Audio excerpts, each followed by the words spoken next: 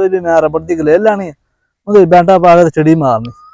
बिस्मिल्लाहिर्रहमानिर्रहीम। अस्सलाम वालेकुम। एक बंदा से गर्मी लग गई, वो गर्मी लग गई, गर्मी ज्यादा हो गई, हीट ज्यादा हो गई।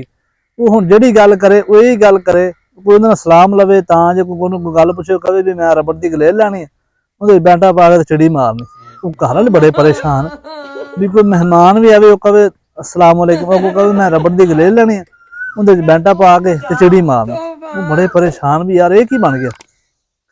अच्छा खैर उन्होंने चंगे डॉक्टर नाल राबता किया, दिमाग वाले नाल उन्हें उनका महीना पूरा इलाज किया।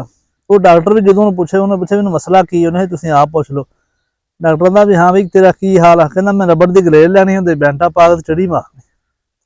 अच्छा डॉक्टर भी परेशान हो गया भी यार मसला तो कोई होर ही बनया खड़ा। उन्होंने महीना पूरा डॉक्टर ने ना उनका इलाज किया, सुबह शाम उनका बड़ा ख्याल किया और बड़े अच्छे तरीके से उनका इलाज किया, बड़े पैसे लगे उहदे ते।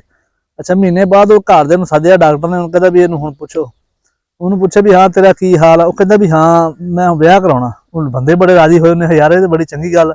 कहता मैं शादी करनी। उन्हें चलो ठीक है। कहता मैं शादी करनी, मेरे बच्चे होंगे, मैं मेहनत करांगा और उन्होंने अच्छी तलीम देवांगा, पढ़नगे और बिल्कुल सुलझे होणगे, अच्छे होणगे। और मैं उन्होंने मेहनत करके पैसे ला के उन्होंने मैं बाहर दे मुल्क भेजांगा। वो बाहर जाणगे, उत्थे कमाउणगे, फिर मैनूं भी उत्थे सद लैणगे, फिर मैं भी उत्थे चला जांगा। फिर मैं कहना उत्थे जो जाऊँगा समुद्र के किनारे ते बैठ के कुर्सी के उत्ते निक्कर पा के ते रबड़ की गलेल लैके बैंटा पा के चिड़ी मार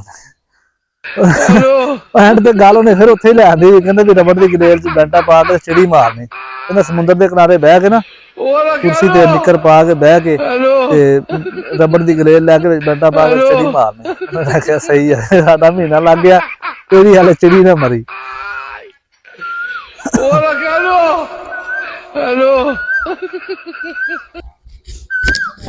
हाँ यार